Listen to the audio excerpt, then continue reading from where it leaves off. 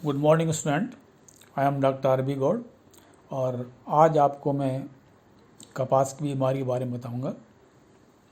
देखिए, कपास जो है दो तरह की कपास होती है। एक तो देसी कपास होती है, एक होती है अमेरिकन कपास।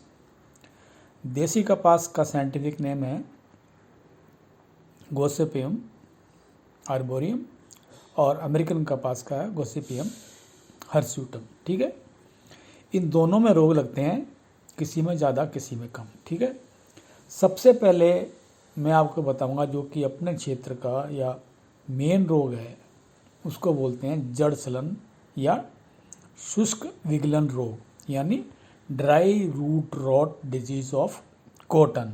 ठीक है, देखिए कॉटन जो है एक तरह से दूसरी फसल के अगर कंपेयर करते हैं तो बहुत ही ज़्यादा इनकम देने वाली क्रॉप एक तरह से है। पहले तो होती थी, अब थोड़ा कम है क्योंकि इसको हम कैश क्रॉप बोलते हैं।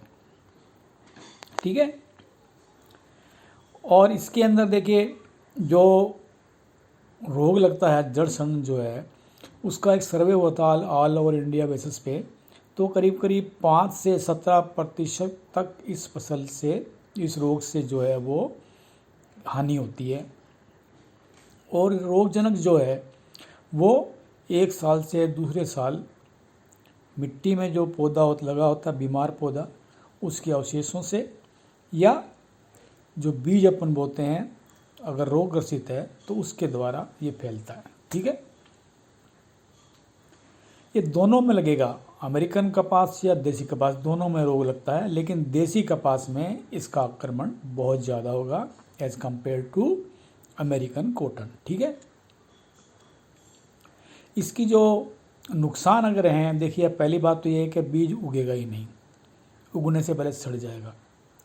और अगर बीज उगता भी है तो ज़मीन के बाहर निकलने के बाद जो छोटी अवस्था होती है जिसे बोलते हैं अपन बीजांकुर या कोटिलिडेंस अवस्था, उसी में इसकी डेथ हो जाती है।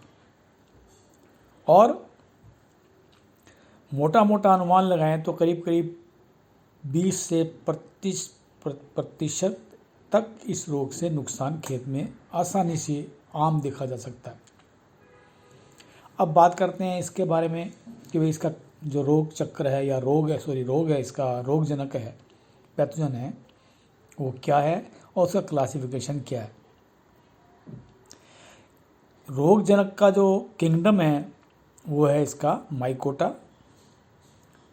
डिवीज़न जो है इसका यूमाइकोटा, सब डिवीज़न है इसका ड्यूटेरोमाइकोटिना, क्लास है इसकी हाइपोमाइसिटीज, ऑर्डर है इसका एगोनोमाइसिटिलेज, और फैमिली जो इसकी है एगोनोमाइसिटेसी। और जो पैथोजन है यानी रोगजनक है, इसका जीनस क्या है, राइजक्टोनिया। 2 स्पेसीज हैं इस रोग की, राइजक्टोनिया बेटाटिकोला और राइजक्टोनिया सोलेनाई। ठीक है, अब इसके रोग के लक्षण क्या हैं। देखिए ज़्यादातर रोग जो है वो जब फसल 35 से 45 दिन तक की होगी और खेत में हम पहला पानी लगाएंगे तब इस रोग के लक्षण नज़र आएंगे। पौधे जो हैं वो उखड़ने लगते हैं, सूखने लगते हैं और दूर से आपको खेत में जगह जगह गोल जो टुकड़ों के रूप में आपको खेत सूखा हुआ नज़र आएगा। जो मरे हुए पौधे हैं उनको आप लेंगे हाथ में, आसानी से खींचेंगे तो आपके हाथ में आ जाएंगे, उखड़ आसानी से खेत से उखड़ जाएगा। और ऐसे पौधों की जो जड़ों की छाल है, एपिडर्मिस है, वो सड़कर अलग हो जाएगी मेन रूट से, और जड़ों का रंग जो है वो पीला हो जाता है, और जो रोग ग्रसित पौधा है उस पे तने पे पत्तियां लगी रहती हैं, गिरेंगी नहीं। देखिए ये डिफरेंस, ये अंतर है कि पौधा जो है वो नॉर्मल अवस्था में सूखा है, रोग से सूखा है। अगर वो पौधा रोग से सूखा हुआ है, जड़गलन से सूखा है, तो पत्तियां लगी रहेंगी तने पे। अगर नॉर्मल वे में सूख रहा है तो पत्तियां उस पर झड़ जाती हैं। अब इसकी बात करते हैं अपन रोग चक्र के बारे में, डिजीज साइकिल के बारे में। देखिए रोगजनक जो है राइजेक्टोनिया जो है वो फैकल्टेटिव पैरासाइट है, यानी विकल्पी परजीवी है। और ज़्यादातर ये जो सड़े गले पदार्थ हैं, पौधे के अवशेष हैं, उन पे सर्वाइव करता है, जीवित रहता है और अनेक वर्षों तक जीवित रहता है। और अनुकूल मौसम मिलने पर ये वापस जड़ों को संक्रमित करता है। ठीक है। ये भी देखा गया है कि जो रोगी ग्रसित जड़ है उसमें क्या होगा, कैल्शियम और लोहा, आयरन और कैल्शियम दोनों की जो मात्रा है वो ज़्यादा इकट्ठी हो जाती है। और कुछ जो टॉक्सिन्स होते हैं, विषैले पदार्थ होते हैं, वो सबसे पहले जो है रोग को बढ़ाने में या रोग के लक्षण जो उत्पन्न करने में सहायता करते हैं। और ये जो मृतजीवी है, जो पैथोजन जो है, वो दूसरे परपोषी पौधे हैं जैसे सब्जियां हैं, तिलहन हैं, इन पर ये मल्टीप्लिकेशन करते हैं। और अगले साल अगर आप कपास बोते हैं तो जो इसका संक्रमण है वो उन फसलों से कपास में आ जाएगा, अगर मौसम फेवरेबल है। ठीक है। अब इसकी बात करते हैं एपिडेमियोलॉजी के बारे में, यानी इसका टेम्परेचर क्या है, ह्यूमिडिटी क्या है। ठीक है। तो दो आपको मैंने जातियां बताई, राइजेक्टोनिया बटाटिकोला और राइजेक्टोनिया सोलनाई। देखिए जो डेथ पॉइंट है, थर्मल डेथ पॉइंट है बटाटिकोला का, वो है 68 डिग्री सेंटीग्रेड, 68 डिग्री सेंटीग्रेड। और राइजेक्टोनिया सोलनाई का जो है वो है 60 डिग्री सेंटीग्रेड। ठीक है। और गर्मी के मौसम में आराम से ये सर्वाइव कर सकता है इस टेम्परेचर पे। सोयल मॉइस्चर जो है वो 15 से 20% होगा। और इसका ऑप्टिमम टेम्परेचर जो है सर्वाइव करने का वो है 35 से 39 डिग्री सेंटीग्रेड। ठीक है। ये इसकी फेवरेबल क्लाइमेटिक कंडीशंस हैं डेवलप होने की या प्रसार करने की रोग की एक खेत के अंदर।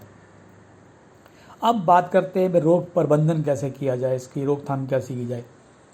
तो पहली बात ये है, देखिए आप कि पुरानी फसल के अवशेष को इकट्ठा करके जला दें, कभी भी खेत में उसको नहीं रखें आप।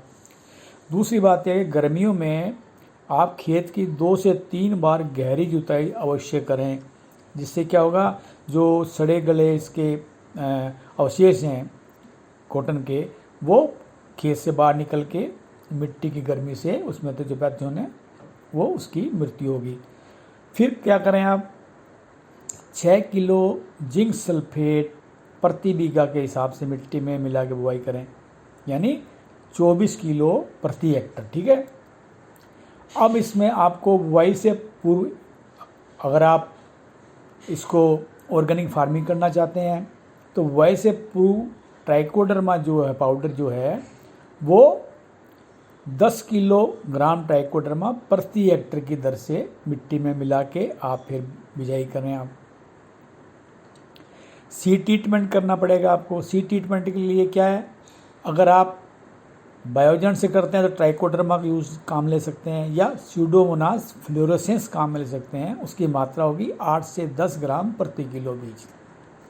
केमिकल काम में लेते हैं तो उसमें आप बेवस्टिन ले सकते हैं जिसकी मात्रा है 2 ग्राम, और विटाक्स भी ले सकते हैं जिसकी मात्रा है 3 ग्राम प्रति किलो बीज की दर से। ठीक है। इससे आप बीज उपचार कर सकते हैं। और खड़ी फसल में अगर रोग आता है तो उसके लिए आप क्या करें कि 100 से 150 ग्राम कार्बेंडेजिम प्रति बीघा की दर से पानी में मिलाकर सिंचाई के समय देवें। ये आप खड़ी फसल में रोग की रोकथाम कर सकते हैं। तो ये तो हुआ आपका जड़ गलन के बारे में। दूसरा एक रोग और है जो कि मिट्टी में होता है, जैसे जड़ गलन है उसी के अनुरूप ये करीब करीब, उसको बोलते हैं हम उकठा रोग। इंग्लिश में बोलेंगे इसको विल्ट रोग, या हिंदी में बोलेंगे विगलन रोग। ठीक है। यह रोग दोनों में लगेगा, अमेरिकन कपास में और देसी कपास दोनों में लगता है ये। और इसका पैथोजन जो है, रोग कारक जो है, वो भी क्या है, सीड बोर्न है और सोइल बोर्न है, यानी बीज जनित और मृदा जनित दोनों ही के द्वारा ये रोग पैदा होता है। नुकसान में क्या होगा, वही बात जैसी पहले बताई, मैंने आपको जड़ गलन के बारे में बताई। इसमें भी क्या है, पौधा या तो बीज उगेगा ही नहीं, और उगने या उगता है तो उगने से पहले ही बीज सड़ जाएगा।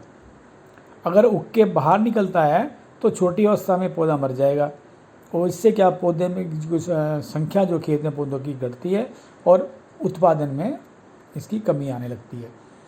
अब बात करते हैं पैथोजन की भी, किस रोग का कारक के द्वारा रोग आता है।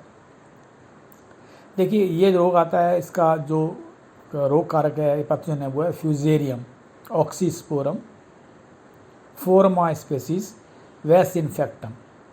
क्लासिफिकेशन क्या है इसका, किंगडम फंजाई है, डिवीजन एस्कोमाइकोटा है, क्लास इसकी सोल्डेरियोमाइसिटीज है, ऑर्डर हाइपोसीरियल्स है, फैमिली सी नेक्टरियसी है, जीनस फ्यूजेरियम है, स्पेसीज ऑक्सीस्पोरम है और फॉर्मा स्पेसीज ये इसकी है वो है वेस इन्फेक्टम। ठीक है, तो पूरा क्या नाम हुआ इसका, फ्यूजेरियम ऑक्सीस्पोरम फॉर्मा स्पेसीज वेस इन्फेक्टम। ठीक है, अब इसकी जो नेक्स्ट बात करते हैं कि रोग के लक्षण। देखिए इसके रोग के लक्षण करीब करीब वैसे ही होंगे जो कि जड़ गलन के होंगे। जब पौधे की अवस्था 35 से 45 दिन के बीच में होगी तब आपको रोग नजर आएगा खेत में, पहला पानी लगाते ही खेत में। ठीक है, इसमें पौधा आपको जगह जगह आपको सूखे नजर आएंगे, खेत के अंदर पौधा अचानक मुरझा जाएगा। मुरझा भी कैसे जाएगा कि पौधे का रंग तो हरा रहेगा लेकिन पौधा वैसे मुरझा जाएगा और ऐसे पौधे आप हाथ से खींचेंगे आसानी से आपके हाथ में आ जाएंगे। जड़ें काली हो जाती हैं, पत्तियां जो मुरझाएंगी नीचे की तरफ जो है ड्रूपिंग होगी, नीचे की तरफ मुड़ेंगी पत्तियां। और इसके जो खास लक्षण जो क्या होगा कि रोग ग्रसित पौधे के अगर आप तने को बीचों बीच से चीरेंगे आप तो आपको जो पौधे की जड़ में क्या होता है, देखिए दो सेल्स होते हैं, जाइलम वेसल्स और फ्लोएम वेसल्स। जाइलम वेसल्स वो है जो कि बिल्कुल जड़ों के बीचों बीच एक नली सी चलती है जिसके द्वारा पौधा ज़मीन से अपना न्यूट्रिशन खींचता है। तो विल्ट में क्या होगा, इस रोग में क्या होगा कि पूरी की पूरी जो वेसल्स है वो काली पड़ जाएगी और उसके अंदर फ्यूजेरियम जो है डिपॉजिट हो जाएगी। ये आपको क्लियर कट लक्षण नज़र आएगा इसमें। ठीक है, अब एपिडेमियोलॉजी में बात करते हैं। एपिडेमियोलॉजी में क्या होगा कि इस टेम्परेचर इसकी जो फंगस की जो ग्रोथ रेंज है, टेम्परेचर रेंज बहुत ज़्यादा है, 11 से लगा के 35 डिग्री सेंटीग्रेड तक ये सर्वाइव करेगा। ठीक है, थर्मल डेथ पॉइंट जो इस फंगस का है, यानी जिस पॉइंट पे जिस टेम्परेचर पे इसकी डेथ होती है वो है 50 degree centigrade. Optimum pH range क्या है इसकी, 5.2 से 7.2 तक है। ठीक है, अब इसका जो ऑप्टिमम टेम्परेचर डिजीज का है जो डेवलपमेंट का है वो है 24 से 28 डिग्री सेंटीग्रेड और 32 डिग्री सेंटीग्रेड के बाद डिजीज में कमी आने लगती है और 35 डिग्री टेम्परेचर पर डिजीज बिल्कुल ख़त्म हो जाएगी। अगर हॉट और ड्राई पीरियड चलते हैं लंबे समय तक और बरसात एकदम से बाद में आती है तो रोग एकदम से आक्रमण रोग का बढ़ने लगता है, रोग का प्रसार ज़्यादा होगा। ठीक है, रोग प्रबंधन, इसके भी रोग प्रबंधन वैसे ही हैं जैसे कि जड़ गलन के होते हैं, जैसे प्रभावित पौधे को उखाड़ कर जला दें।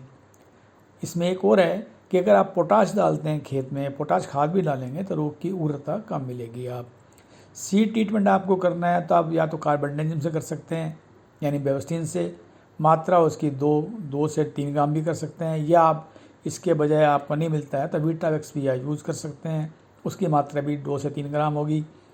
अगर आप ट्राइकोडर्मा से बीज उपचार करना चाहते हैं तो उसकी मात्रा 8 से 10 ग्राम प्रति किलो बीज के हिसाब से होगी। बुआई से पहले आपको 10 किलो ट्राइकोडर्मा प्रति हेक्टर की दर से खेत में मिला के बुआई करें आप। ठीक है, ये हो गया। खड़ी फसल में अगर आता है तो वही बिल्कुल सेम इसका कंट्रोल मेजर है, 100 से 150 ग्राम कार्बेंडाजिम प्रति बीघा की दर से पानी में मिलाकर सिंचाई के समय दें। ये इसका कंट्रोल मेजर आ गया। अब आती है जो तीसरी मुख्य बीमारी है, अपने क्षेत्र में बहुत ज़्यादा आती है, उसको बोलते हैं हम BLB शॉर्ट फॉर्म में, यानी बैक्टीरियल लीफ ब्लाइट या एंगुलर लीफ स्पॉट, कोणीय धब्बा रोग। ये जीवाणु बीमारी है यानी ये बैक्टीरियल डिजीज़ है। अभी तक 2 डिजीज़ मैंने आपको बताई, पहले वाली ये डिजीज़ कौन सी है, फंगल डिजीज़ है, और ये डिजीज़ जो है जीवाणु बीमारी कौन सी है, बैक्टीरियल डिजीज़ है। और इसका जो पैथोजन है, रोग कारक है, वो भी सीड बोर्न है और सोयल बोर्न है। ठीक है, अब बात करते हैं इसके पैथोजन के बारे में। देखिए इसका जो रोग कारक है, इसका पैथोजन जो है वो ज़ैंथोमोनास है। क्लासिफिकेशन जो है इसका ज़ैंथोमोनास का क्या होगा, किंगडम इसका प्रोकैरियोटी होगा, डिवीज़न इसका ग्रेसिलिकोटीज होगा, क्लास इसकी प्रोटोबैक्टीरिया होगी, प्रोटियोबैक्टीरिया। ठीक है, फैमिली